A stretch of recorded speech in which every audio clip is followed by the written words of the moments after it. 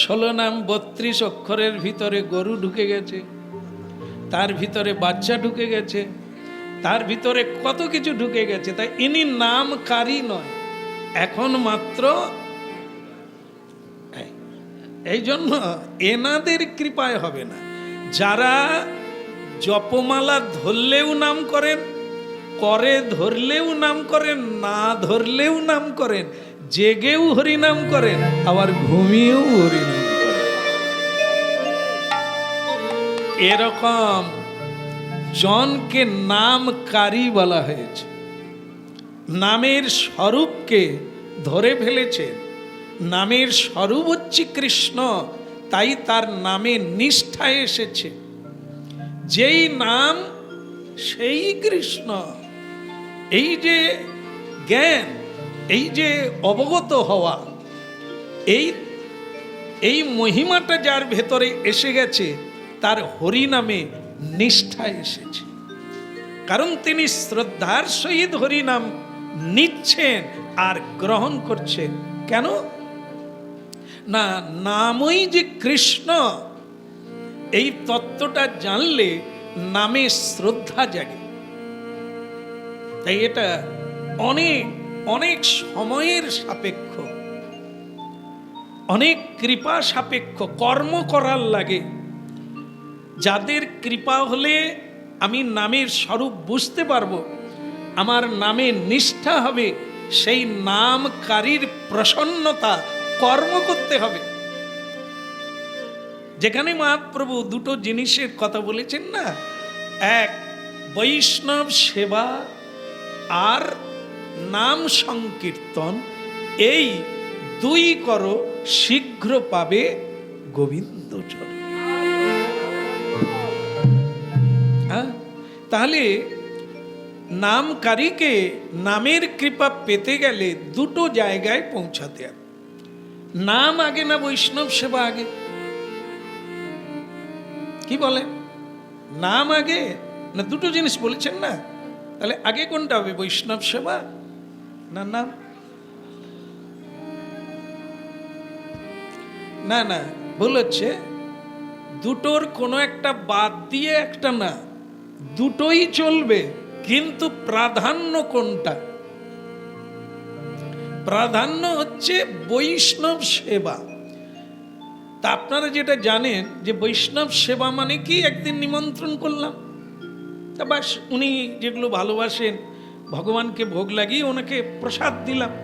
তা আমরা বৈষ্ণব সেবা মানে এটাই জানি, বাড়িতে একটু বৈষ্ণব সেবা দিতে হবে। না, বৈষ্ণবের সেবা, শ্রীকৃষ্ণ সেবা কাকে বলা হয়? যাবতীয় কর্ম শ্রী গুরুদেবেরও জীবনে প্রয়োজন আছে। গুরুদেব বিশ্রাম যান, বৈষ্ণব বিশ্রাম করেন, বৈষ্ণব সেবা করেন। বৈষ্ণবেরও জ্বর হয়, বৈষ্ণবেরও শারীরিক কষ্ট হয়, বৈষ্ণবেরও পৃথিবীতে যা যা প্রয়োজন আছে তারও প্রয়োজন আছে।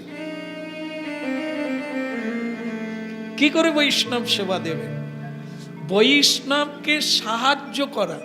তা বৈষ্ণবকে যিনি বিষ্ণুর সেবা করেন, আর আপনি বৈষ্ণব দাসের সেবা করবেন, বিষ্ণু দাসের, তার যাবতীয় প্রয়োজন আপনি হেল্প করবেন, যেটা উনি চান। এই জন্য কি আপনি বৈষ্ণব সেবা করবেন আর উনি ভগবানের সেবা করবেন। যেমন জানেন আপনারা যে রাধা রানী গোবিন্দ সেবা করেন, তার সেবা কারা করেন? অষ্টসখী। অষ্টসখীর আবার একজনের 8 জন করে সখী আছে, হেল্প, সবাই সেবা পরম্পরায় সেবা করে যাচ্ছে। তাই এই সেবাকে বলা হয় সেবা। যা কিছু প্রয়োজন আছে সেগুলির সাহায্য করা, তার নাম সেবা। সেবা মানে বৎসরে একদিন আমরা বাড়িতে মহোৎসব করে দিলাম আর বৈষ্ণব সেবা পেয়ে চলে গেলেন, ইহাও সেবা। কিন্তু যাহাকে সেবা বলিতে বোঝা যায়, সেবক বলিতে বোঝা যায়, যেমন আমরা কি করি সংসারে, কি বলবো, বৎসরে একদিন বৈষ্ণব সেবা দিই, বাকি দিনগুলোতে আমরা কার সেবা করি? বৈষ্ণব তো সেবা আর হচ্ছে না, ওটা তো বৎসরে। তাহলে বাকি কার সেবা করছি আমরা? বলাই তো যায়, বৈষ্ণব বাদ দিলে যা হয়, তারা কারা? মায়ার দাস, তারা গো দাস, তারা বিষয়ের দাস। আমরা তাদেরই সঙ্গে থাকি, তাদেরই সেবা আজ্ঞা পালন করি। তাহলে আমরা যদি বিষয়ীর আজ্ঞা পালন করি, মায়ার দাসের আজ্ঞা পালন করি, গো দাসের আজ্ঞা পালন করি, তাহলে আমরা কৃষ্ণ দাস হলাম কবে? সংসারের লোক বলছে এটা আনবে আর খুব তাড়াতাড়ি আসবে, হ্যাঁ হ্যাঁ এই গেলাম। আর শ্রী গুরুদেব বলছে, শিষ্য তুমি আমার এটা আনবে তো? আমি বলে দিলাম এখন একটু টান টান, এটা আমি এখন পারবো না। ওই বাড়ির লোক বললে আপনি কি টান টান বলে? না বললে আপনাকে টেনে ফেলবে, ঋণ করে হলেও আপনাকে সেই বস্তু আনতে হবে। কিন্তু গুরু বৈষ্ণব সাধু গোবিন্দ সেবার বেলা আমরা কি বলি? এখন একটু টান টান আছে, এখন একটু অসুবিধে আছে আমরা। তাহলে আমাদের কাছে কোনটা এসে গেছে? আমরা কার দাস, কার সেবা করছি? তো কিভাবে কৃপা লাভ করব? নামকারীর সেবা করি না, ভক্ত বৈষ্ণব ভগবানের সেবা করি না, আমরা সংসারী জীবের সেবা করছি। নামের কৃপাটা কিভাবে আসবে? নামকারী ভক্ত বৈষ্ণব কিভাবে হাত তুলবেন যে আমি প্রভুকে জানাই, তোকে যেন কৃপা করে? আপনারা কীর্তন করেন, সেটা কি? কৃষ্ণ সে তোমার, তোমারও শকতি। তাহলে কৃষ্ণ কার? ভক্তের ভগবান, ভক্তৈক পরাধীন। তো আমরা যদি ভগবানের নাম করি তো কৃপা হবে? ভক্তের কৃপা দরকার, কারণ কৃষ্ণ ভক্তের কাছে বাঁধা। আমি তো কাঙাল, কৃষ্ণ কৃষ্ণ বলি ধাই তব। এটি হচ্ছে লাইন, এটি হচ্ছে নিয়ম, এটি হচ্ছে পদ্ধতি কৃপা পাওয়ার। যদি না প্রসন্ন হন সাধুগুরু বৈষ্ণব, কে জানাবে? বৈষ্ণবের নিবেদনে কৃষ্ণ দয়াময় মোসম পামর জীবে হইবেন সদয়। এগুলোকে বাদ দিয়ে তো হবে না, এটা দরকার। এভাবেই হয়েছে পুরাকাল থেকে, এভাবেই হবে। হরিনাম যা পারে না, হরি ভক্ত তা পারে। এক জমিদার ওই সুখ পাখি কিনে এনেছেন। কি পাখি? কাকে বলে? টিয়া পাখি না? টিয়া পাখি নয় তো, পায়রা পাখি, তাই না? টিয়া পাখি। আচ্ছা, আমি কিন্তু কোনোটাই জানি না। টিয়া পাখি কাকে বলে, সুখ পাখি কাকে বলে আমি জানি না। তা যাই হোক, কি পাখি বলল? টিয়া পাখি, তাই না? তো টিয়া পাখি কিনে এনেছে জমিদার। তো তার চাকরকে বলেছে একটু লক্ষ্য রাখবি, হ্যাঁ, যত্ন করবি। হ্যাঁ ঠিক আছে। তো সেই সঙ্গে টিয়া পাখিকে কৃষ্ণ নাম করা অভ্যাস করা। টিয়া পাখি কথা বলে না, আর কয়ে তোর দায়িত্ব একে কৃষ্ণ নাম করানো। ঠিক আছে, অনেকদিন কেটে গেল, টিয়া পাখি ভালো বেশ কথা বলে, কিন্তু কৃষ্ণ নাম এতদিন তাকে শেখানো হয়নি। এবার মালিকের মানে জমিদারের যেন ইচ্ছা হলো, তো সেই কথা যখন বলে একটু হরি নাম করো, কৃষ্ণ নাম করলে লোকে অবাক হবে যে টিয়া পাখি কৃষ্ণ নাম করছে। তো ভৃত্যের উপরে দায়িত্ব দেওয়া হলো যে তোমাকে ওকে কৃষ্ণ নাম শেখাতে শিখালো। কৃষ্ণ নাম শেখানোর আগে টিয়া পাখিকে কিন্তু খাঁচায় রাখা হয়নি, এমনি থাকতো। পোষ মেনে গেল, বেশ ভালোই কথা বলতে শিখলো, তখনও ছাড়া। কিন্তু যখন থেকে কৃষ্ণ নাম করা শুরু করলো পাখি, জমিদার বলল একে খাঁচার ভিতরে রেখে দে, একটা সোনার খাঁচা। আমি জমিদার লোক, আমার অভাব নাই, এই পাখিটাকে সোনার খাঁচার ভিতরে রেখে দে। কি হলো ব্যাপারটা?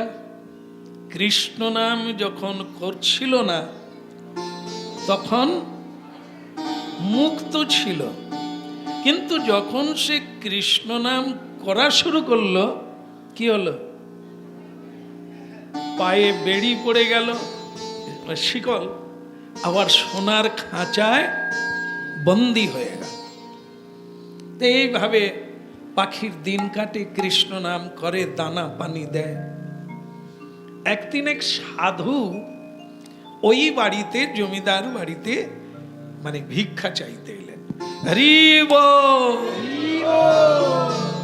আবার অনেক সময় অনেক সাধু বলে হরে কৃষ্ণ, আর কোন সাধু বলে রাধে রাধে। তাই জমিদার বাড়ির চাকর বললেন কি চাই, কাকে চাই? বলে একটু এই ভিক্ষা চাইতে এসেছি বাপ, আর কিছু চাই না। তো তখন সেই মানে কি বলবো, সেই চাকর ভেতরে চলে গেলেন। জমিদার গিন্নিকে বললেন যে এরকম একজন সাধু বাবা এসেছেন, ভিক্ষা চাইছেন। তাহলে ঠিক কর, ওই রূপার থালায় করে চাল ডাল তরি তরকারি, কিছু টাকা পয়সাও দিয়ে দে, মণি মুক্তাও কিছু দিয়ে দে, দিয়ে সাধুকে বিদায় দিয়ে দে, আশীর্বাদ নিয়ে নে। এই যে আনতে গেছে, মানে ওইটা তো সাজাতে হবে, রানীমা দেবে, তার ফাঁকে একটা কাণ্ড ঘটেছে। সেটা কি? পাখি খাঁচার ভিতরে আছে, ঝুলছে, আর সাধু উঠানে দাঁড়িয়ে আছে, মাঝে মাঝে হরে কৃষ্ণ করছেন। আর ঠিক সেই সময় পাখি বলছেন, আপনি কি সাধু? এ কথাটা বলল, প্রথমে বুঝতে পারছিল না যে মানুষের কণ্ঠ হবে, কিন্তু পরে জানা গেল সেটি কে? টিয়া পাখি। টিয়া পাখি বলছেন, আপনি কি সাধু? বলে দেখো, সাধু কোনোদিন কি বলে আমি সাধু? তবে আমি হরিনাম করি, মানুষের মঙ্গলের জন্য উপদেশ দান করি। বলো রাধে রাধে রাধে রাধে। সুতরাং সাধু কিনা সেটা ভগবান জানবে, আমি বলতে ঠিক বলেছেন। আপনাকে দেখে মনে হচ্ছে আপনি গুরুও বটে, বহুজনকে হরিনাম দিয়ে উদ্ধার করে। গুরুজি, আমার একটু উদ্ধারের ব্যবস্থা করুন না। নিতাই গৌর হরি হরি। পাখি সাধু বাবাকে অনুরোধ রাখলেন, আমার একটু ব্যবস্থা করে দেন না, মুক্তির ব্যবস্থা করে দেন না। সাধু বলে, কাজ কর না, তুই হরিনাম কর, হরিনাম কর। হরি নামেই মুক্তি, হরি নামেই ভক্তি, হরি নামেই পদ পাবি, যা চাইবি, ইন্দ্র হতে চাইবি, ব্রহ্মা হতে চাইবি, সব পাবি, তুই হরিনাম কর। পাখি বলছে, সাধু আগে আমি মুক্ত ছিলাম, আপনি হরিনামের কথা বলছেন, হরিনাম করতে গিয়েই তো আমি আরো মানে বাঁধা পড়ে গেলাম। তো আপনি একটু দেখেন, বুঝে দেখেন, আমি আগে মুক্ত ছিলাম, কিন্তু যখন থেকে হরিনাম শুরু করলাম আমার পায়েও বেড়ি পড়ে গেল, আবার আমাকে সোনার খাঁচায় বন্দি করা হলো। এরপরেও কি আপনি বলবেন যে আমার হরি নামে মুক্তি হবে? সাধু চিন্তা করলেন কথাটা তো ওর অভিজ্ঞতা থেকে বলছে, আগে হরিনাম করেনি তখন ও মুক্ত ছিল, কিন্তু এখন হরিনাম করে সোনার খাঁচায় পায়ে বেড়ি বদ্ধ হয়ে গেল, তাহলে কি করা যাবে? আচ্ছা, তুই যখন চেয়েছিস মুক্তি, আমি তোকে মুক্তি দেব। এইবার চাকর মানে ভৃত্য ওই তরি তরকারি রূপো থালায় করে সব সোনা দানা সাজিয়ে সাধুকে দিতে এসেছে। সাধু বলছে, না না বেটা, এসা নেই চাই, হ্যাঁ আমি এটা চাই না। আপনি এই মাত্র বললেন ভিক্ষা চাই, তা আবার ভিক্ষা আনলাম, আপনি বললেন এটা চাই না, তা আপনি চানটা কি? বলে, একটু মালিককে যদি ডেকে দাও, তার সঙ্গে আমার কথা আছে, আমি চাইব তার কাছে, তাই সেটা কি করা যাবে বাবা? বলে, আমি বুঝি না বাবা, আমি জানিয়ে দেব, আসবেন কি না সেটা মালিকের ব্যাপার, তবে আপনি বলছেন আমি মালিককে জানিয়ে দেব। তাই এরপরে কি করলেন না, ভেতরে গিয়ে জমিদার গিন্নিকে বললেন যে এক অবান্তর সাধু কোনো কিছু নিচ্ছেন না, শুধু আপনাদেরকে একবার ডাকছেন সদর দরজায়। জমিদার আর জমিদার গিন্নি উপস্থিত হলো। হরি বল। হ্যাঁ বাবা, প্রণাম চরণে। আমরা কি কোনো অপরাধ করলাম আপনার চরণে? আপনি ভিক্ষা নিলেন না, আমাদেরকে ডেকে পাঠালেন, কি অভিযোগ আছে আপনার? আপনি কৃপা করে বলুন, আমরা তা করব। বলছেন না, কোনো অপরাধ নয়, আসলে আমি যে ভিক্ষাটা চাই সেটা অন্য কিছু নয়। সেটা কি? আরে স্টার্ট বন্ধ করে গড়িয়ে নিয়ে যেতে বলো।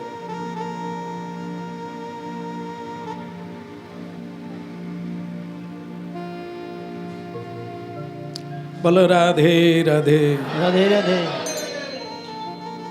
তো কি বললেন যে অপরাধ কিছু নয়, আসলে আমি ওই ভিক্ষাগুলো চাই না, সোনা দানা চাল ডাল এগুলো লাগবে না। বলে, তাহলে কি ভিক্ষা? আপনারা যদি বলেন তাহলে বলবো, মানে আমি যা চাইবো আপনারা দেবে?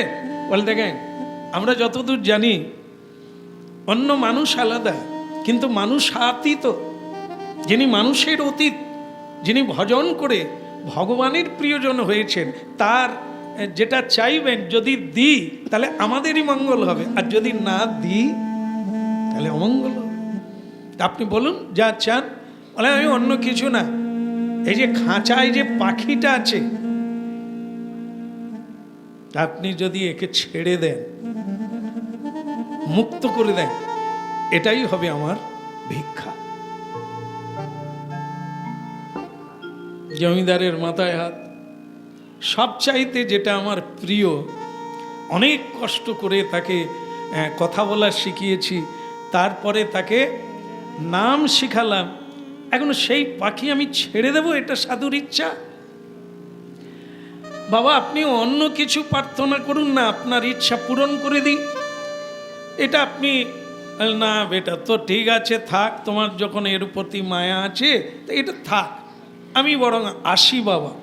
এই গৃহস্বামী বুঝতে পেরেছে এটা অমঙ্গল হবে, তো নিয়াতকে তখন বললেন, বাবা আপনি যখন চাইছেন তাহলে আমি আপনার কথাই, আপনার যদি এটাই ভিক্ষা হয়, আচ্ছা এক খাঁচা খুলে দিতে হলো, আর পায়ের বেড়ি খুলে দিতে হলো, পাখি উড়তে শুরু করলে, তবে একটু পরেই ঘুরে এসে বললেন, সাধু আপনাকে দণ্ডবোধ। কি বোঝা গেল না, যে কথাটা আগে হচ্ছিল, হরিনামে মুক্তি হতেও পারে নাও হতে পারে, কিন্তু সাধুর কৃপা হলে যে মুক্তি হবে ইথে কোনো শরীর। পাখি হরিনাম করতে গিয়ে কি হলো, বন্দী হয়ে গেল। আর সাধু কি করলেন, মুক্ত করলেন কিনা, যেটা হরিনাম পারল না, হরিনাম তাকে আরো বন্ধনে এনে দিল। কিন্তু সাধু সেই পাখিকে মুক্ত করে দিল। এইবার আরো একটু কড়া হয়ে যাবে, আপনারা খাঁচার বাইরে না খাঁচার ভেতরে?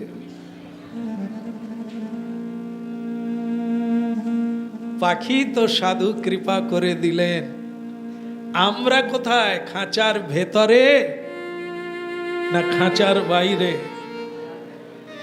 খাঁচার ভিতর অচিন পাখি কেমনে আসে যায়, দেখো খাঁচার ভিতর অচিন পাখি কেমনে আসে যায়, খাঁচার ভিতর অচিন পাখি কেমনে আসে যায়।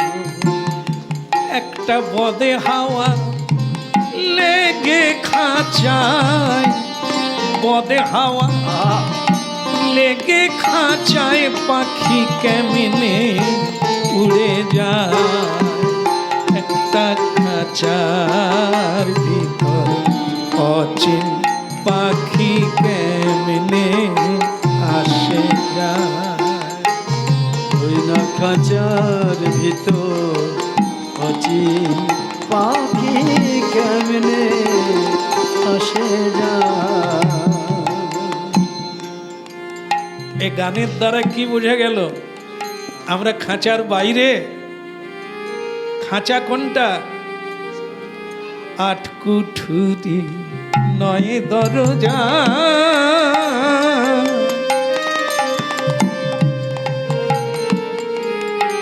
কটা রুম? আটটা। আটটা রুম আছে ভেতরে, তার আবার 9টা দরজা। রুম 8টা, কিন্তু দরজা কি? খাঁচা কাঁচা বাঁশ দিয়ে তৈরি, কখন ঘুণ লেগে যাবে। এই যে দেহ খাঁচা, এ তো কাঁচা বাঁশ দিয়ে তৈরি, বারবার ঘুণ লেগে যাচ্ছে। পাখি কখন যে ছেড়ে বেরিয়ে যাবে কেউ জানে না। খাঁচার ভিতর অচিন পাখি কেমনে আসে যায়, এই খাঁচার ভিতর অচিন পাখি কেমনে আসে যায়। এটি লালন গীতি।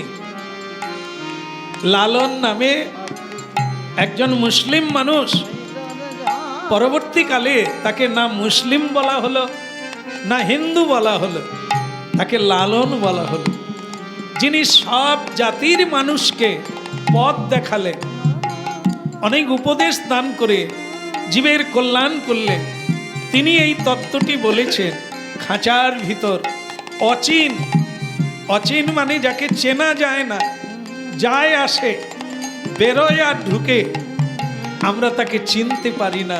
তার রূপ কেমন, তাকে দেখতে কেমন, সে কোথা দিয়ে যায়। খাঁচার ভিতর অচিন পাখি কেমনে আসে যায়।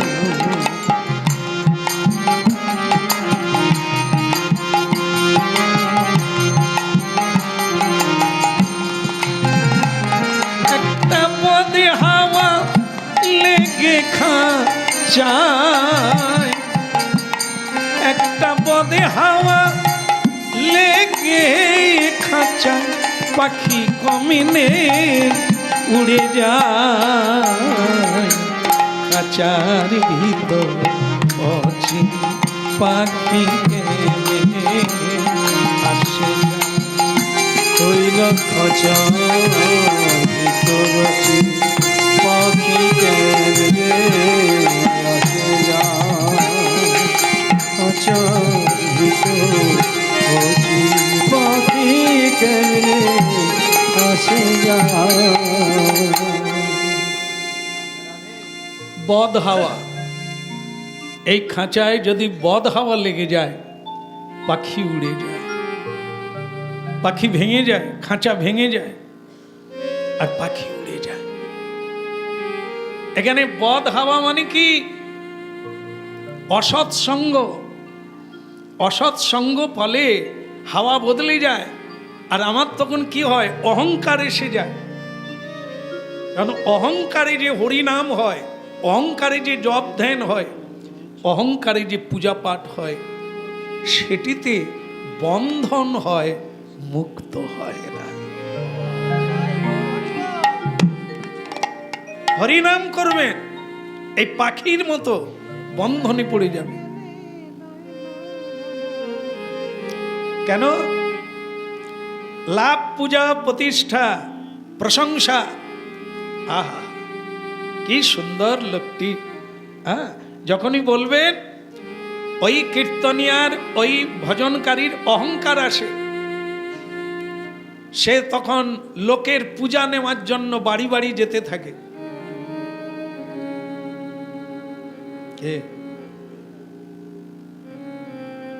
এক ভক্ত বলছেন, প্রভু অনেক দিন হলো ভজন করছি, আপনি যদি আদেশ করেন তাহলে আমি বিগ্রহ এনে সেবা করি। ঠিক আছে বেটা, শুরু করো। বিগ্রহ এসে গেল, পুজো হলো। কিছুদিন পরে আবার বলছেন, গুরুজি অনেক লোক ডাকছে, ঠাকুর নিয়ে যেতে বলছে, আমি কি যেতে পারি? বলি তোমার ইচ্ছা কি? না হলে আপনি যেটা বলবেন, আপনি যদি বলেন আমি তাহলে লোকের বাড়ি যাব। এটা তাকে প্রশ্ন করা হলো, তোমার ইচ্ছা কি? তিনি কি বললেন? আপনি যেটা বলবেন, আমি যদি যেতে বলি তাহলে সে খুশি হবে। কারণ তার প্রশ্নটা ছিল, আমি কি লোকের বাড়ি বাড়ি ঠাকুর নিয়ে ঘুরতে পারি? তাকে ওটাই অর্ডার দিলাম, তোমার ইচ্ছা পূর্ণ হোক। প্রথমে ছিল সেবা করবে, এখন বাড়ি বাড়ি সেবা। আগে ভক্তি ছিল, এখন বাড়ি বাড়ি ঠাকুর নিয়ে ফদ্দ করে। তো এটা দিতে হবে, ওটা দিতে হবে, এই লাগবে, না দিলে এখন আর জব করার সময় পায় না। পালকি করে ঠাকুর নিয়ে এ বাড়ি ও বাড়ি নিয়ে যেতে হচ্ছে। এতে কি হলো? ইষ্টদেবকে কোনোদিন কারো বাড়ি নিয়ে যাওয়া যায় না। নিজের ইষ্টদেবকে গোপনে রাখতে হয়, কাউকে দেখাতে নেই পর্যন্ত। এমন করে ভজন করে আমার ইষ্টদেব। তাকে যদি আমরা বাইরে দেখানোর জন্য বের করি, পূজার জন্য বের করি, তাহলে সেটা কি হয়? চলতে থাকবে পূজা পাঠ, কীর্তন, ভজন সবই চলবে, কিন্তু সেটা অহংকার যুক্ত হরিনাম। সেই হরিনামে কি হলো? বিষয় ছেড়েছিল, আবার ভগবানকে নিয়ে বিষয়ীর বাড়ি বাড়ি ঘুরে বেড়াচ্ছে, আবার বিষয়ীর অন্ন খাচ্ছে, লোকের বাড়ি বাড়ি যা দিচ্ছে তাই খাচ্ছে। তাহলে কি হবে? মুক্ত হলো না বাধা পড়লো? টিয়ে পাখি মুক্ত ছিল হরিনাম করা মাত্র। জমিদার দেখলেন এর অনেক দাম আছে, এ তো উড়ে চলে গেলে আমার ক্ষতি হবে, এর অনেক দাম, তাই তাকে শিকল দেওয়া হলো, তাই তাকে খাঁচার মধ্যে পুরে দিল। আমাদের এই খাঁচাটা বাইরে নয়, সংসার একটা খাঁচা আর একটা দেহরূপী খাঁচা। সংসার থেকে মুক্তি লাভ করা যায়, কিন্তু দেহ খাঁচা থেকে মুক্তি বারবার খাঁচা নিতে হয়। কখনো উচ্চ, কখনো নীচ, কখনো মানব, কখনো পশু, খাঁচা নিতেই হচ্ছে, বন্দী হয়েই যাচ্ছে। এই কারণে হরিনাম কৃষ্ণ নামে যদি জড় প্রসঙ্গ থেকে যায়, যদি জড় বস্তু কামনা থেকে যায়, তাহলে হরিনাম করিয়াও বন্ধন হইয়া যায়। সাধু মুক্ত করে, ভিক্ষার বিনিময়ে পাখিকে চেয়ে নেয়, ওকে ছেড়ে দেয়। সাধুরাও বহু মানুষকে গিয়ে অনুরোধ করে বলে, হাত জোড়ো করে বলে, একবার হরি বল বলো, একবার কৃষ্ণ তোমার। হরি বল, হরি বল। সাধুরা চেয়ে নেন, ওকে আমাকে দিয়ে দে। কেবল তারাই মুক্ত হয়। আশ্রয় লইয়া ভজে তারে কৃষ্ণ নাহি তজে। আর সব মরেও কারণ এই অহংকার যুক্ত হরিনাম, অহমিকা ভজন সবচাইতে গুরুত্বপূর্ণ বিষয়, একে ত্যাগ করা আগে। তাই শ্রীমৎ মহাপ্রভু এই উপদেশটাই প্রথমে দিয়েছেন, ত্রিনাদপি শুনেছেন। হরিনাম যেমন দেখেন, যদি শুধু নাম উচ্চারণ করা যায় কি হয়? নাম নাম, আগে নাম, আগে নাম, আগে নাম, তারপরে হরিনাম। মানে অভিমানের মঞ্চ থেকে আগে নাম, মানে আগে এটা নাবা, নিচু হওয়া, আত্মসমর্পণ করা, বিনয়ী হওয়া, অযোগ্যতার প্রকাশ করা। আমি অযোগ্য, আপনারা আশীর্বাদ করুন আমার যাতে হরি নামে রতি। ঝগড়া করে নয়, সংসারের সঙ্গে ঝগড়া করে নয়, আত্মীয়ের সঙ্গে ঝগড়া করে নয়, এই পদ্ধতি আলাদা। মহাপ্রভু সেভাবে শিখিয়েছে, স্থির হইয়া ঘরে যাও, না হও বাতুল, ক্রমে ক্রমে পায় লোক ভবসিদ্ধ।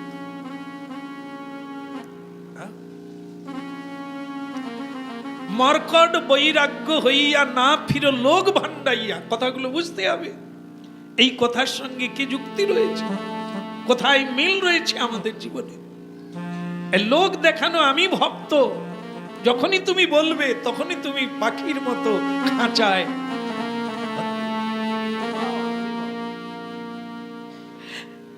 এক মাস দামোদর ব্রত করেছি বাবা, আপনার পদধূলি আশা করি। কবে আপনার সময় হবে বলুন? বাবাজি বললেন এখন পুরো মাস আমার নিমন্ত্রণ, ফাঁক নাই। ভক্ত তখন বলছে আপনি যেদিন কৃপা করবেন। আর ঠিক আছে ঠিক আছে, তবে তার মানে কি, ভজন তো বাড়িতে বসে করবে, বেরিয়ে পড়েছো কেন? তারা তোমাকে খাবে, খাওয়াবে, তুমি খাবে, তুমি কোথায় খাঁচার বাইরে আছো? না, এই অহংকারে আমি ভক্ত হয়ে আছি, এই অহংকার নিয়ে আমি হরিনাম করছি, এই জন্য বাধা পড়ে যাবে তুমি। সাধুই কেবল খাঁচা থেকে মুক্ত করে দেয়, আর আমরা তখন মুক্ত হয়ে ভক্ত হয়ে যাই। ভক্ত হয়ে তখন বলি আমি একজন ভক্ত।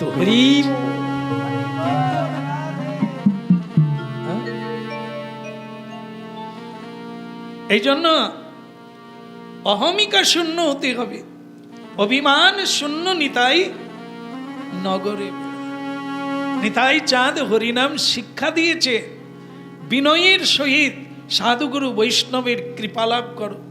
এই জন্য বলা হয়েছে হরিনাম মুক্তি দিতেও পারে, নাও পারে, কারণ উনি ভক্তের অধীন। ভক্ত যদি বলে তোমার ভজন কি আছে, মহাপ্রভু দেখবে না। ভক্ত যখন বলছেন আমি তাকে কৃপা করব, ইথে কোনো হরি বল, হরি বল, হরি বল ভাই রে, হরি বল, হরি বল, হরি বল ভাই রে। একবার হরি বল, হরি বল, হরি বল ভাই। হরি হরি বল, হরি বল, হরি বল ভাই রে। নাম ছাড়া কলি যুগে আর গতি নাই রে, হরি নাম ছাড়া কলি যুগে আর গতি নাই রে। নামি ছাড়া কলি যুগে আদি গতি নাই রে। নাম ছাড়া কলি যুগে আর গতি নাই রে। হরি বল হরি বল হরি বল ভাই রে। হরি বল হরি বল হরি বল ভাই রে। হরি বল হরি বল হরি বল ভাই। হরি বল হরি বল হরি বল ভাই রে। এই নামে উদ্ধার দিল জগাই আর মাধাই রে। এই নাম ধরিল জগাইয়ার মাধাই রে। এই নামে উদ্ধার দিল জগাই আর মাধাই। হরি নামে ধরিল জগাইয়ার মাধাই রে। হরি বল হরি বল হরি বল ভাই রে। হরি হরি বল হরি বল হরি বল ভাই রে। নামি বিনা কলি কালে আরে গতি নাই রে। নাম বিনা কলি কালে আর গতি নাই রে। হরি বল হরি বল হরি বল ভাই রে। হরি বল হরি বল হরি বল ভাই রে। হরি বল হরি বল হরি বল ভাই রে।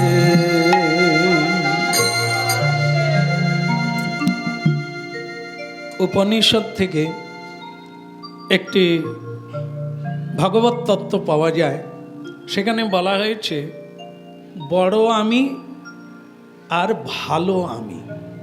এই যে সংসারে দুটো শব্দের কথা গীতা ভাগবতে বলেছেন না, দুটো শব্দ যেটা আমরা সবসময় মানে মিথ্যে বলি। দুটো কথা সংসারে প্রায়শই আমরা মিথ্যে বলি। বলতে পারবেন সেটা কি? আপনারাও বলেন, দুটো মিথ্যে বলেন। তো কেউ বলেননি। আসলে সবাই ভাবছেন বলে দুটোর কথা বলছেন কেন, 2000-এর কথা বলুন। আমরা আরে এত মিথ্যে কথা বলি, আপনি দুটো বলছেন তো এই জন্য কোন দুটো খুঁজে পাই কি দাদাকে। কলকাতা শহরে না চাকর লাগে, চাকর কাজ করার লোক লাগে। তো এক বাড়িতে কিছুতেই মানে কাজের লোক টিকছে না। শেষকালে অনেক লোককেই বলেছে তোমাদের দেশে কাজের লোক পাওয়া যায় তো দিও না গো, যা চাইবে তাই, যা বলবে সব মেনে নেব। মানে এখন দেখবেন চাকরদেরও ইউনিয়ন আছে। ইউনিয়নে গিয়ে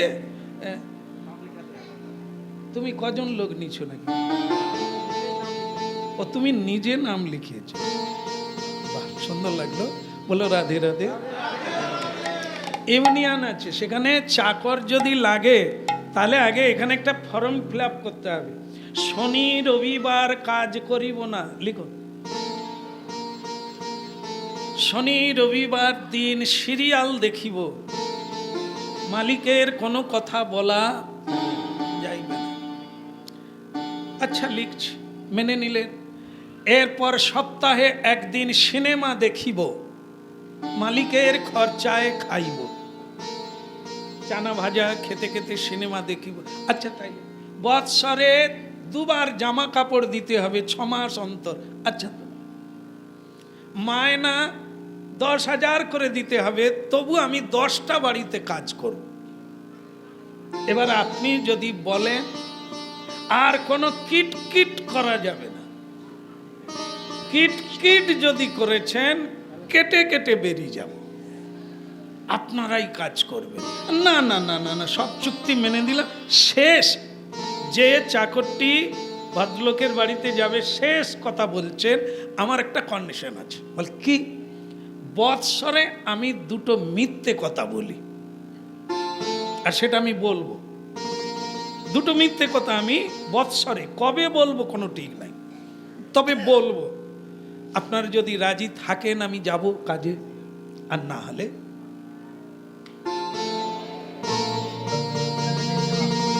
আমাদের দেশে মেজ বৌমা না থালা মাজলে ছোট বৌমা আছে, কেউ না কেউ। পত্নী যদি না পারে, পতি দেবতা আছে, থালা বাসন মেজে দেয়নি। তাহলে এ দেশে কোনো সমস্যা নাই। শহরে যদি চাকর না থাকে না, সে আপনারা বুঝতে পারবেনি, বাঁচা যাবে না, বাঁচতে পারবে না লোক। তাই চাকরের সব মানে চুক্তিগুলোকে মেনে নিতে হবে। আর ঠিক আছে বাপ, দুটো মিথ্যে কথা বলবি, মাত্র বলবি, কোনো সমস্যা নেই। চাকর চুক্তি অনুযায়ী কাজ করে যেতে লাগলো, দিন যেতে লাগলো, আর ভুলে গেছে মালিক যে ওর মিথ্যে কথা বলার ছিল, সে আর মালিকের মনে নাই। চাকরের কিন্তু মনে আছে, দুটো মিথ্যে আমি বলবো, ওই বৎসরে ঝাড়ব। কি আজকেই সে ঠিক করলো মিথ্যেটা বল। প্রথমে সে ওই মানে মালিক বাবুকে গিয়ে ধরেছে, চাকর এরকম করছে, অভিনয় করছে।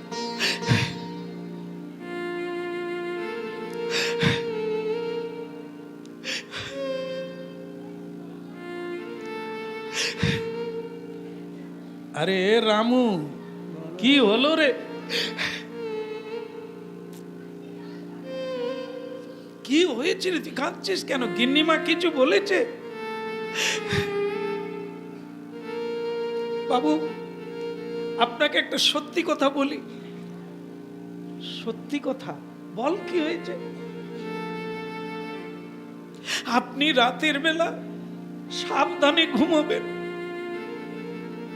কেন, কি হয়েছে?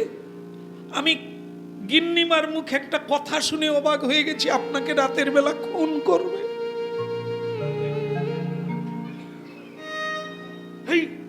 আর কাউকে বলছিস নাকি? বল না বাবু, এসব কথা কাউকে বলা যায়? আপনাকে ভালোবাসি, আপনার নুন খাই, তাই আপনার বিপদের সময় পাশে দাঁড়াবো না? ওরে রামু রে, তোর ডবল মায়না রে, তুই বেঁচে থাক, কাউকে আর বলিস নি। তবে কখন বললি? বলে রাতের বেলা সাবধানে থাকবে, ঘুমিয়ে পড়বেন না, একটু জেগে জেগে থাকবে।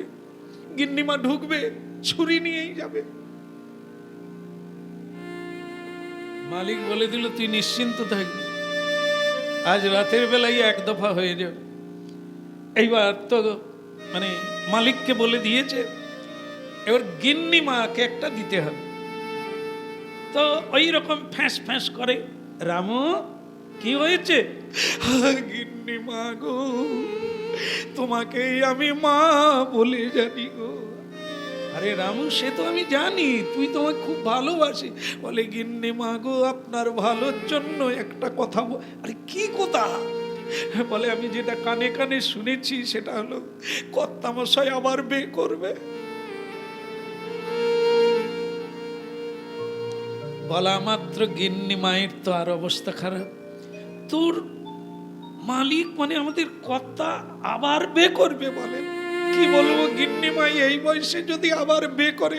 আমি তো শুধু কর্তার কথা ভাবিনি, আমি আপনার কথা ভাবি। আপনার কি? আরে এটা কাউকে বলেছি? বলে মাথা খারাপ, এসব কাউকে বলে? এসব কাউকে বলে? তখনই গিন্নিমা কেঁদে কেঁদে বলছে, তাহলে তো আমার কপাল ভেঙেছে। তুই যখন বললি একটা উপকার কর না, কি করে তোর মালিককে আবার ভালো পথে বলে মা, আমাদের ওখানে আগে এরকম হয়েছিল, তার একটা কালী মন্দির থেকে মাদলি এনে বেঁধে দিয়েছিল। মাদলি আমার কাছে আছে। শুধু রাতের বেলা একটা চাকু নিয়ে আপনি কর্তার ঘরে যাবে, কর্তার কোমরের ঘুমসি কেটে আনলে তাতে মাদলি বেঁধে কর্তাকে পরাতে হবে। দেখবে ও কর্তা উঠবুস করবে, আপনি যা বলবেন তাই। আর ওদিকে তো কর্তাকে দিয়েই দিয়েছে, আপনি জেগে। এবার গিন্নি বলছে, রামুরে, এ কাজ আমি করব, সংসারের মঙ্গলের জন্য আমি অবশ্যই করব। বাস রাত্রিবেলা শীতের দিনে লেপ মুড়ি দিয়ে কর্তা ঘুমোচ্ছে, আর গিন্নিমা একটা চাকু হাতে এরকম করে ঢুকছে, ঘুমসি কাটবে। ঘুমসি কেটে মাদলি তৈরি করবে, মাদলি ভেতর দিয়ে গলাবে আর কি। তো সেইটা বাঁধতে হবে, এইটা হচ্ছে টটকা। তো সেই মতো গিন্নি ছুরি নিয়ে ভেতরে ঢুকলো, আর কর্তা তো আগের থেকে জেগেই আছে, সে জেগে জেগে পিট পিট করে ঢুকছে, আর একটু ঢোকো, আর একটু এসো। হ্যাঁ, তাহলে রামু ঠিকই বলেছে, ওর মায়না আমি আরো বাড়িয়ে দেব, না হলে আজ কোথায় জমের বাড়ি চলে যেতুম। রামু রে, ওই ঢুকছে। তো বাস, কর্তা লেপটা এরকম ধরে আছে, গিন্নি যেই কাছাকাছি এসেছে লেপ সমেত গিন্নির গায়ে ঢেকে দিয়েছে। একবারে চাপকে ধরে বলছে বাঁচাও বাঁচাও। গিন্নিও বলে বাঁচাও বাঁচাও, ওগো কর্তা মেরে ফেললো আমাকে, মেরে আবার বে করবে। পাড়ার লোকজন সবাই চলে এলো, কি হয়েছে কি হয়েছে? তখনও ধস্তাধস্তি চলছে। আমাকে মারবি? তোর এত সাহস? তুই চাকু নিয়ে ঢুকেছিস, আমাকে মারবি? হ্যাঁ, তোর এত সাহস? এই ধস্তাধস্তি করতে করতে পাড়ার লোকজন এসে দুজনকেই ছাড়িয়ে দিল। কি হয়েছে? গিন্নি তখন বলে আমি থাকতে আবার বে, ওর বে করে আমি ঘুচিয়ে দেবো আজ। হ্যাঁ, এরকম করছে। কর্তা তখন বলে তুমি আমাকে মারবে, আমার টাকা পয়সা সব তুমি নেবে, ভোগ করবে, আমি তোমাকে তা করতে দেব। এই খুলে বলো তো তোমাদের হয়েছেটা কি? বলে হবে আর কি, কর্তা আবার বে করবে। কর্তা বলে আমি বে করব? তুমি কি করে জানলে? কেন? রামু, রামু বলেছে। সে আমাদের ছেলের মতো। রামু বলেছে কাউকে বলতে না, কিন্তু তোমাকে আমি বলেই ছাড়লাম। রামু বলেছে তুমি আবার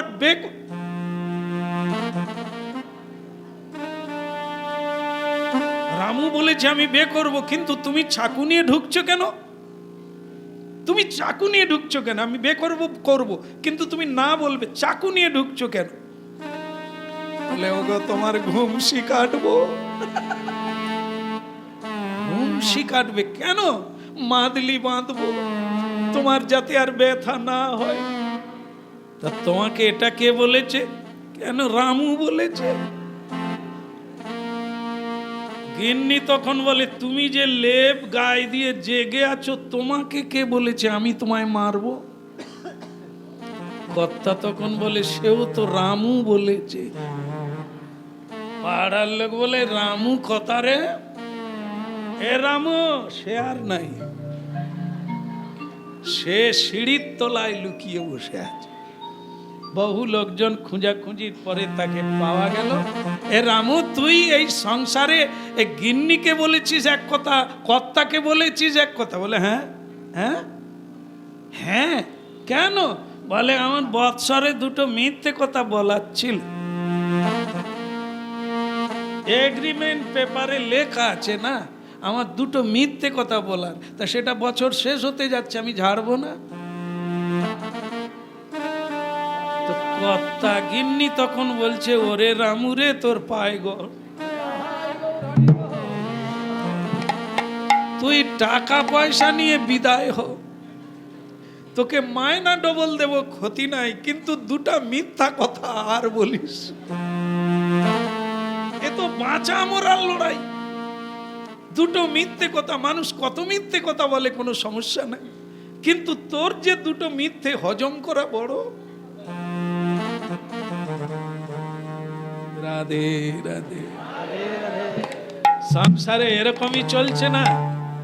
এই এরকম রামুর দল, রামির দল এরকমই টুকটাক টুকটাক করে কানে দিয়ে দেয়, আর সংসার ভেঙে তছনছ হয়ে যায়। তা আপনারাও রেডি থাকবেন, এরকম মাদলি কখনো পড়বেন না। ঘুমসি কাটতে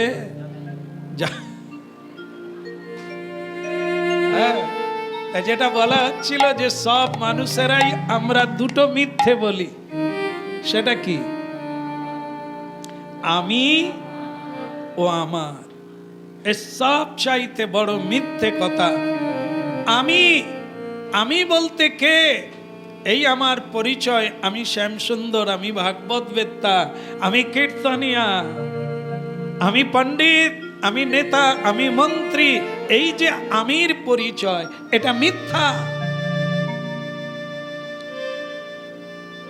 আমি যাকে বলি সেই আমিটা কোথায় শেষ হয়ে যায়? যখন শ্মশানে পৌঁছে গেলাম, ছাই হয়ে গেল পুড়ে। আমার বাড়ি, আমার গাড়ি, আমার পত্নী, আমার ধন, আমার করি, সেটাও শ্মশানে গেলে আমি পুড়ে যায়, আমার পুড়ে ছাই হয়ে যায়। সব চাইতে বড় মিথ্যা আমার সংসার, আমার পরিবার। আমি অমুক, আমি তমুক।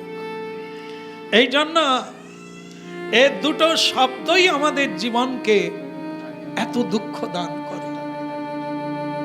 কিন্তু যদি বুঝে দেখি, এই দুটো শব্দ তো আবার বাদ দিয়ে জীবনযাপন করা যাবে না। কথা বলতে গেলেই আমি আসবে, ব্যবহার করতে গেলেই আমার শব্দ আসবে। তখন উপনিষদে বলছে একটা ভালো আমি আর একটা বড় আমি। বড় আমি আর ভালো আমি। উপনিষদ থেকে একটি কাহিনী সংযোজন করেছেন। এই আমি কি সমস্যা তৈরি করে, প্রকৃত আমি কোনটা। কেমন আপনারা জানেন যে দেবতা অসুরে সব সময় একটা লড়াই লেগে আছে, মানে রণক্ষেত্রে পরিণত সব সময়। কিরকম লাগছে? ভালো লাগছে না? কেন ভালো লাগলো আর বলতে পারেন না? কেন ভালো লাগলো? আপনারা বিজয়ী হয়েছেন, জয় করেছেন, ওরা হেরে গেছে, তাই আপনাদের ভালো লাগছে। কি হলো, কে হারলো কে জিতলো বুঝলাম না। মায়া, অসুর প্রবৃত্তি, ইন্দ্রিয় আপনাদের কাছে হেরে গেছে। দিনের বেলা কর্ম ত্যাগ করে, মায়ার সংসার ত্যাগ করে, অসুরদেরকে হারিয়ে দিয়ে আপনারা শ্রীকৃষ্ণ কথা শুনছেন। এর নাম বিজয়ী, এর নাম জয়ী। যখন অসুররা হেরে যায় তখন আমরা ভক্ত সঙ্গ করার সুযোগ পাই। যখন মায়া হেরে যায় তখন আমরা মুক্ত হয়ে দুই হাত তুলে হরিবোল বলি। আর যখন মায়া জিতে যায়, যখন অসুর জিতে যায়, তখন আমরা ধর্মকর্ম ত্যাগ করি, মায়ার সংসারে আকৃষ্ট হয়ে যায়। এটি হচ্ছে আমরা হেরে গিয়েছি। তাই অসুরের বিজয় উল্লাস, অসুররা বিজয় মহোৎসব করছে, তারা জিতে গেছে। আর এই দেব অসুরের যে লড়াইটা, সেটা বাইরে নয়, আমাদের ভেতরে। আমরা যখন লড়াই করে হেরে যাই, পরাজয় স্বীকার করে সংসারকে মেনে নিই, সংসারের দাবি মেনে আমরা শ্রীকৃষ্ণ সত্যের পথ, ধর্মের পথ ভুলে যাই, তখন আমরা অসুরের কাছে হেরে গিয়ে তাদের বশ্যতা স্বীকার করি। ইচ্ছে ছিল আজকের দিনে হরিনাম শুনবো, আজকের দিনে সাধু সঙ্গ করব, আজকের দিনে একটু ভগবত কথা শুনবো, কিন্তু সংসারের কাছে আমি পরাজিত হয়ে গেলাম।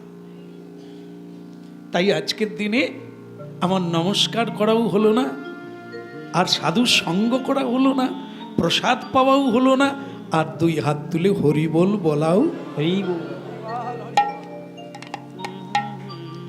নিশ্চিত রূপে মিলিয়ে নেবেন যে এইটিকে বলা হয় পরাজয়। মায়ার দাস হয়ে, নফর হয়ে থাকা পরাজয়। আপনারা জানেন কি, ওই যে এখনো আছে ভাটা, ইট ভাটায় দেখেন না, গরু দিয়ে মাটি তৈরি করা হচ্ছে, দেখেছেন কি? তাই না? ওই গরুর নাকের ভেতর দিয়ে দড়ি দেওয়া আছে, কলু, কলুর ঘানি, মানে আগে এটা সর্ষে মারা হতো, সর্ষের তেল তৈরি করা হতো গরু দিয়ে। এই জন্য একে বলা হয়েছে যারা কৃষ্ণ ভক্তের সঙ্গ করে না তাদেরকে কলুর ঘানি টানতে হয়। কলুর ঘানি মানে গরুর নাকে দড়ি দেওয়া আছে, যদি না টানবে তাহলে দড়ির টানে ব্যথা করবে। আপনারা আমরা সেভাবেই সংসারে কলুর ঘানি টানছি। যদি না শুনি, যদি না মানি, আমাকে বড় রকমের দণ্ড পেতে হবে সংসারের দিক থেকে। তাই আমরা গরুর মতো বাধ্য হয়ে, বাঁধা হয়ে, নাকের ভিতর দিয়ে দড়ি দিয়ে আমরা ওখানে খেটে মরছি, আমরা ওখানেই কেবল ঘুরে বেড়াচ্ছি।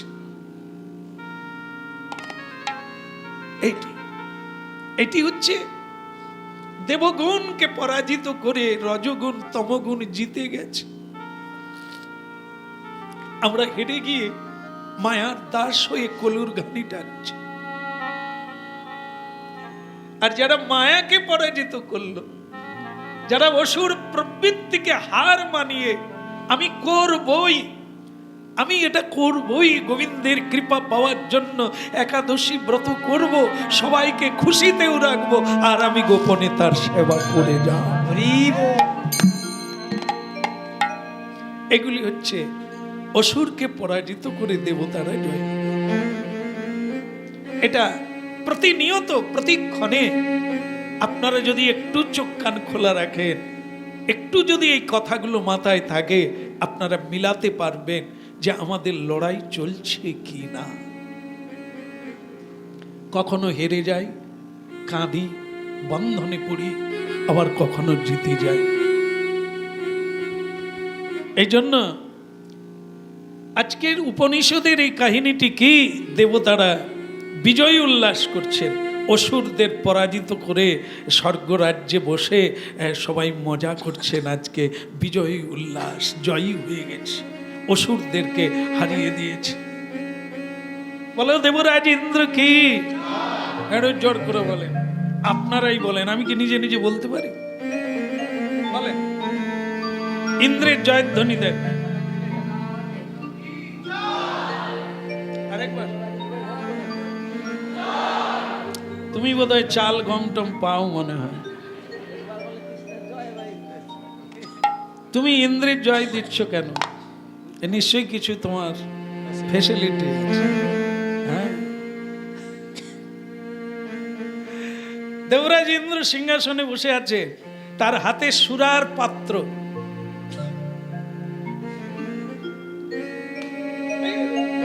আনন্দ করব না, জয়ী হয়ে গেছে। হ্যাঁ, নিজেরা যুদ্ধে জয়ী হয়ে আজকে স্বর্গরাজ্য ফিরে পেয়েছি, অসুরেরা হেরে গেছে, এটা আমাদের একটা আনন্দের দিন। পান করো, সুরা পান করো। দেবীরা, অপ্সরারা খোঁপায় কি ফুলের মালা, যে বাবলা ফুলের মালা বেঁধে তারা, জুঁই ফুল, আচ্ছা আচ্ছা আচ্ছা,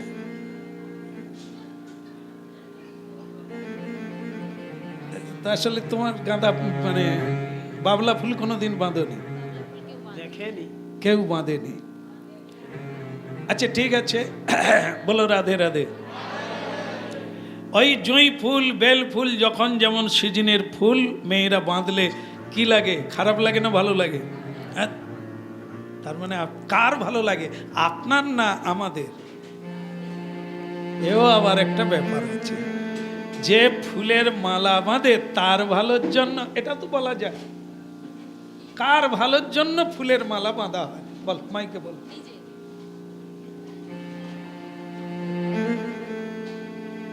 ফুলের মালা বাঁধলে নিজের ভালো লাগে কি? আচ্ছা, তুমি যে ফুলের মালা বেঁধেছ, তুমি কি দেখতে পাচ্ছ?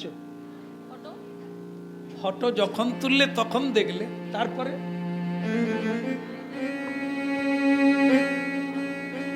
আমরা বাড়িতে আয়নায় খোঁপায় ফুল বাঁধলাম, লিপস্টিক দিলাম, কাজল পরলাম, যেগুলো আমি করলাম। এটা তখন আয়নায় দেখলাম। এবার আমি বিয়ে বাড়িতে গেলাম, বলেন তো ওখানে কে দেখছে?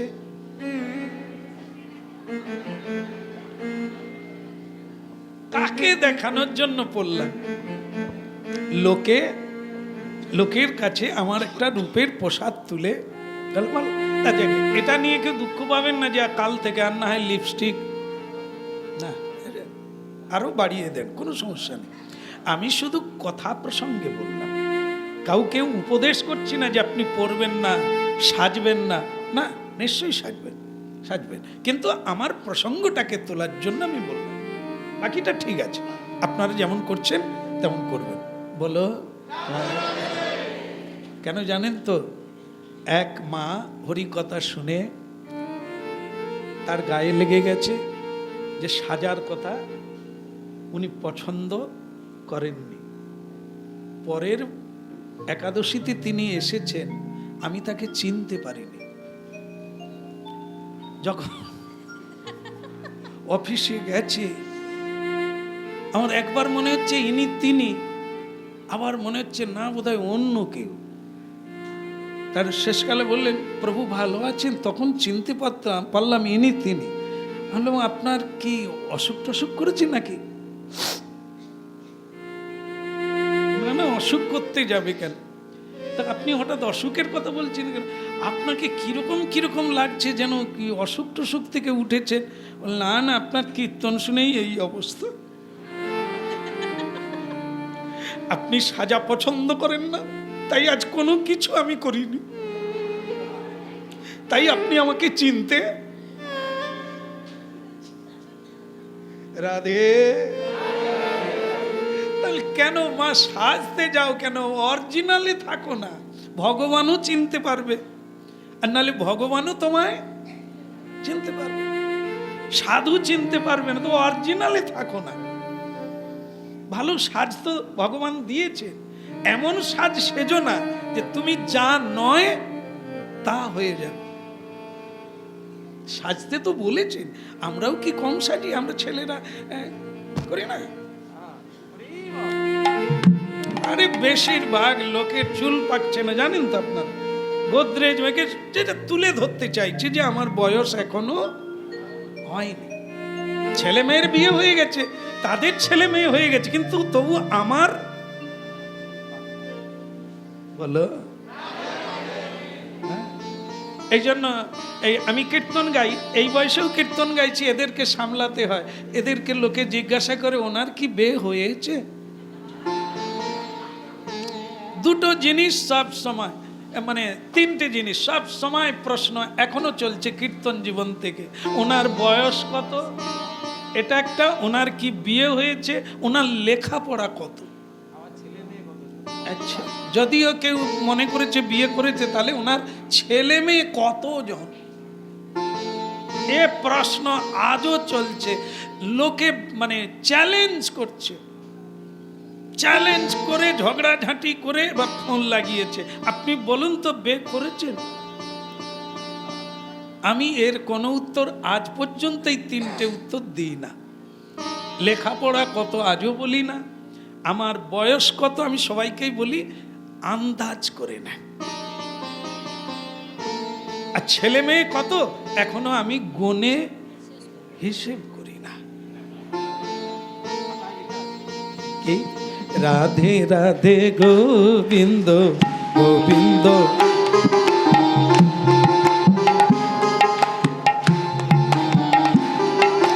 রাধে রাধে গোবিন্দ গোবিন্দ রাধে।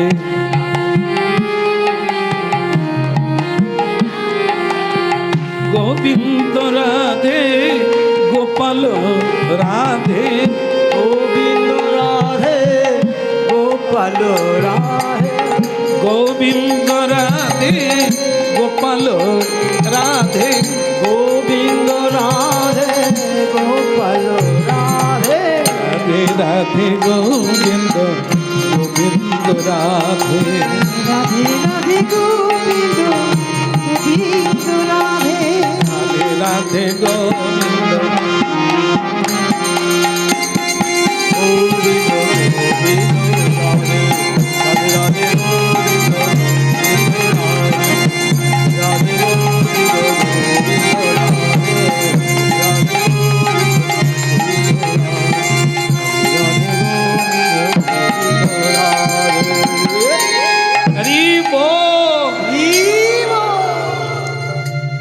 তাহলে বেল ফুল জুঁই ফুলের কথা আসছিল। দেবীরা, উর্বশীরা, অপ্সরারা এরকম সেজে নাচ গান শুরু করে দিল। দেবতারা মদিরা পান করতে লাগলো। ওখানের মদিরার নাম কি? এখানে তো মদ বলে, দেবতারা যেটা খায় তার নাম কি? যারা খেয়েছে তারা জানে, ওটার নাম হচ্ছে সোমরস। ও নেশা হয়, আনন্দ হয়, আর তাতে আয়ু বৃদ্ধি হয়। সোমরস, সুধা, হ্যাঁ, এগুলি দেবতারা পান করে। আর আমাদের এখানেও সুধা পান করে, খেয়ে ঘর ভুলে যায়, বাড়ি ভুলে যায়, বাপের নাম ভুলে যায়। হ্যাঁ, বলো রাধে রাধে। তো নাচ গান শুরু হয়ে গেল। আর প্রত্যেক দেবতা নিজেদেরকে বলছে, আরে মালাটা আমার গলায় দাও, আমি যদি আজকে যুদ্ধ না করতাম কোন দেবতার দ্বারা আজকে হতো না, আমার ভূমিকাই সব চাইতে বড় ছিল। এই সব দেবতা এরকম করে বলতে লাগলো, আমি ছিলাম বলে আজকে নেচে গেল ইন্দ্র, আমার ভূমিকাই সব চাইতে বড় ছিল। হ্যাঁ, ক্যা বাত ক্যা বাত। এই সবাইকে সম্বর্ধনা করছে, মানে মালা চন্দন দিচ্ছে, সাজানো হচ্ছে, উপঢৌকন দিচ্ছে, যে সত্যি আপনি আজকে যে বীরত্ব দেখালেন, আপনি না থাকলে অসুররা হারতো না, দেবতারা জিততেই পারতো না। হ্যাঁ, আর সকলেই তখন কি করছে, সবচাইতে যার বড় ভূমিকা তিনি হচ্ছেন দেবরাজ ইন্দ্র। তিনি মহাযোদ্ধা, মহাপরাক্রমশালী, মহাবুদ্ধিমান, মহাশক্তিমান। এই জন্য বলে ভগবান ইন্দ্রদেব কি, ভগবান দেবরাজ কি। যখন কারো জয়ধ্বনি করা হয় তার ভেতরটায় কিরকম হয়? অল্প বিস্তর সকলেই কম বেশি পুরস্কার পান, প্রশংসা পান, সম্মান পান, সকলেরই সম্মান আছে। যখন কেউ প্রশংসা করে তখন কিরকম হয়?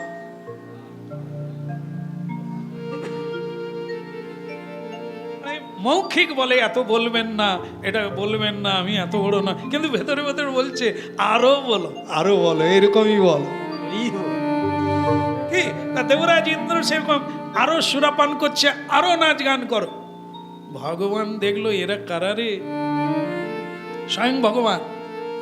তিনি চিন্তা করলেন দেবতাদের অধঃপতন হয়েছে। কি বলছে? কার দ্বারা জয়ী হলো? কে জয়ী হলো? আমি যদি ভেতরে না থাকতাম, আমি যদি প্রেরণা না দিতাম, আমি যদি বুদ্ধি না যোগাতাম, তাহলে কি এরা জয়ী হতে পারত? তাহলে আমার পূজা না করুক, অন্তত সত্যটা এদের জানা দরকার, নালে এরা বারবার পতন হবে। আমি এদের সাহায্য করব না, তখন এরা বারবার হেরে যাবে। এই জন্য ভগবান কি করলেন, স্বয়ং এক ছদ্মবেশ ধারণ করে ইন্দ্রদেবের রাজপ্রাসাদের সামনে এসে দাঁড়ালেন, দিব্য জ্যোতির্ময়। তার জ্যোতি যেন চারিদিকে ঠিকরে পড়ছে। আর সঙ্গে সঙ্গে দ্বারে যিনি ছিলেন তাকে বললেন, আমি আগন্তুক, ভেতর থেকে দেবরাজ ইন্দ্রকে একটু দেখে দাও। ইনি অন্য কেউ নয়, সাক্ষাৎ ভগবান। দর্পচূর্ণ করার জন্য এসেছে। বললেন দেবরাজ ইন্দ্রকে ডেকে দাও। গিয়ে খবর দিলেন দেবরাজ ইন্দ্রকে যে আপনার সঙ্গে সাক্ষাৎ করতে চায় একজন নবীন মানুষ এসেছেন। ইন্দ্রদেব বললেন, আজকের এই মজার সময় সাক্ষাৎ টাক্ষাৎ হবে না, বলে দাও অন্যদিন আসবে, আজকে আমি আনন্দের মধ্যে আছি, মজা লুটছি, তো আজকে সাক্ষাৎ টাক্ষাৎ হবে না। যাও গিয়ে বলে দাও যে পরে একদিন আসবে। তো সে ব্যক্তি গেল। ভগবান বললেন, আবার গিয়ে বলে দিন আমার খুব জরুরি দরকার আছে। আবার গিয়ে বললেন যে দেবরাজ উনি বলছেন ওনার খুব জরুরি আছে, আপনি একবার চলুন। আর দেবরাজ ইন্দ্র বললেন, অগ্নিদেব তুমি দেখো তো কে এলো। ভারী যন্ত্রণাদায়ক বিষয়। একটু মজা করব, হ্যাঁ, একটু উল্লাস করব, একটু বিলাস করব, তা না। এ কোথার থেকে সাক্ষাৎকার? যাও তো অগ্নি, তুমি দেখো। অগ্নিও রেগে লাল, হাফ খেয়েছে হাফ বাকি। এ রেগে যাবে না? একটা মজা করছিল, ডান্স করছিলেন, মানে নাচ গান করছিলেন, সেই সময় এরকম ডাকলে রাগ হবে না? যাচ্ছি যাচ্ছি যাচ্ছি, এই গেল।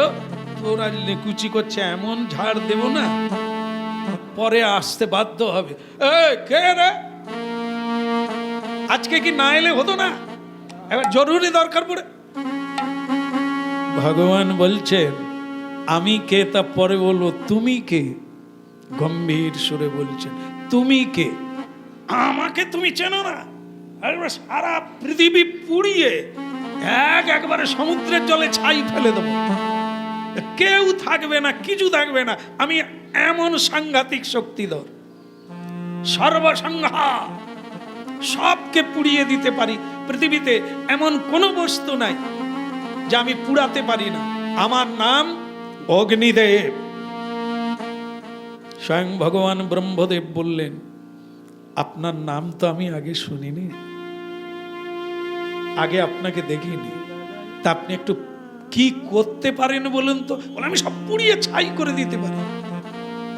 তা আমি তো কথাই বুঝবো না, কাজে দেখাতে হবে।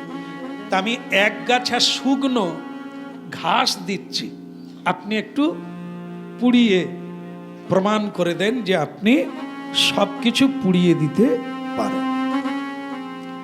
অগ্নিদেব বললেন এটা কোনো সমস্যা? আপনি দেন, কি দেবেন দেন। এবার এই এক মুঠো ঘাস, শুকনো ঘাস দিলেন। অগ্নিদেব বলে এটা কোনো ব্যাপার আছে? পুড়ে যা। দেখলেন তো, পুড়িয়ে দিলাম। পুড়ে নিত। ব্রহ্মদেব বলছেন অগ্নি আপনি উল্টো দিকে দেখে পুড়াচ্ছেন, ওই জন্য বোধহয় পুড়ে নি। আপনার কথা শুনে মনে হচ্ছে আপনি খুব বলবান, তা আপনি এটা পুড়িয়ে দেন না, একটু লক্ষ্য করুন না। অগ্নিদেব দেখলো লোকটাই বা কে, ঘাসটাই বা কি। যার সামান্য মানসিকতায় পুড়ে যায় সেটা পুড়ে না কেন? সে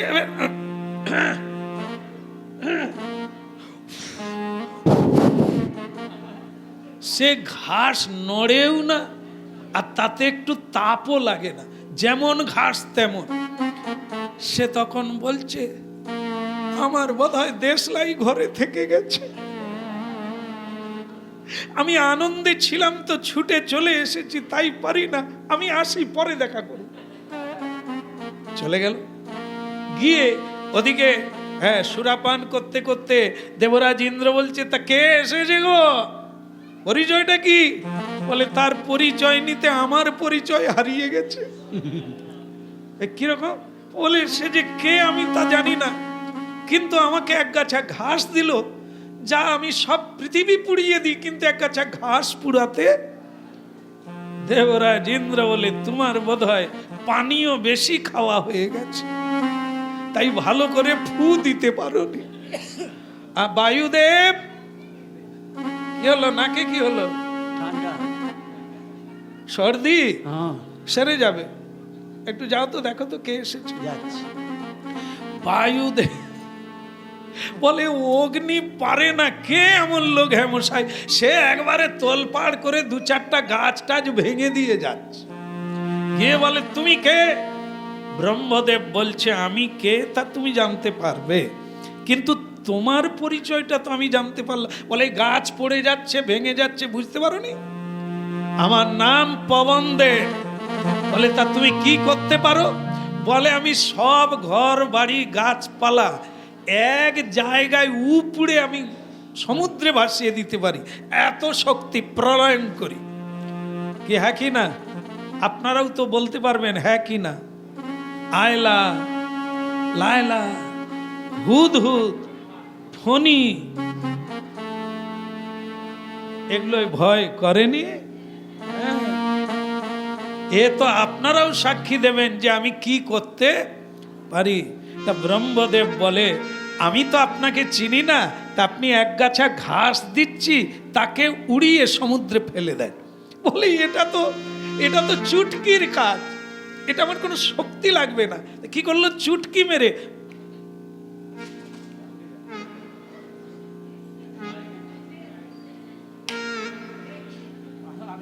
অনেক রকম কায়দা দিল। সে ঘাস উড়েও না, নড়েও না, এক জায়গায়। পবনদেব বলে, আমার মনে হয় পাখা ঘরে থেকে গেছে। মানে যে পাখায় হাওয়া তৈরি হয়, আপনি কিছু মনে করবেন না, আমি তো উৎসব থেকে চলে আসছি, আমি এখন যাই, পরে দেখা করব। ভগবান দাঁড়িয়ে আছে, পবনদেব চলে গেল। এরকম করে অনেকেই এলেন, অনেকেই গেলেন। বরুণদেব এলেন, আর সূর্যদেব এলেন, চন্দ্রদেব এলেন, সকলেই এলেন। শেষকালে দেবরাজ ইন্দ্র বলছে, নিকুচি করেছে আজকের দিনে, আমি শুরুতেই চলে গেলে ঝামেলা চুকে যেত। এরা প্রত্যেকে এসে বলছে কে এসেছে, তার পরিচয়টাই আনতে পারেনি। স্বয়ং দেবরাজ ইন্দ্র বেরিয়ে পড়লেন। টলতে টলতে অনেকটা পা টলছে, খেয়েছিলেন তো, সেই রকম মেজাজটা সেরকম। আচ্ছা কে বলুন তো আপনি, হ্যাঁ, এরকম একটা শুভ দিনে এসে গড়বড় করছেন, তা আপনি বলুন কি চাই।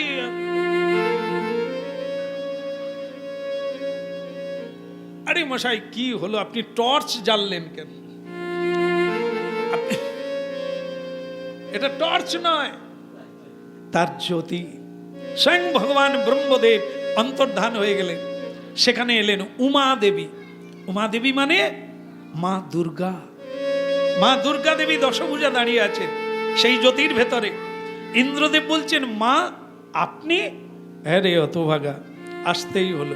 বলে তাহলে উনি কে বলুন তো?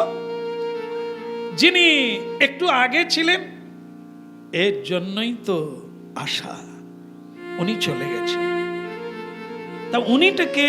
উনি ব্রহ্ম, স্বয়ং ব্রহ্ম, যার শক্তিতে তুমি দেবতা, যার শক্তিতে ওরা দানব, যার শক্তিতে ওরা মানব। যিনি আছেন বলে পৃথিবী চলছে, তার নাম ব্রহ্মদেব। স্বয়ং ব্রহ্ম এসেছিলেন তোমাদের বোঝাতে যে তোমরা ভুল করছো। আমি এবং আমার বলে যে জয়ের মাল্য গলায় নিচ্ছ, এটা তোমাদের জয়ের মাল্য উপহার নেওয়ার দক্ষতা নেই। আজকের জয়ের মালা ভগবানের গলায় দেওয়া উচিত ছিল।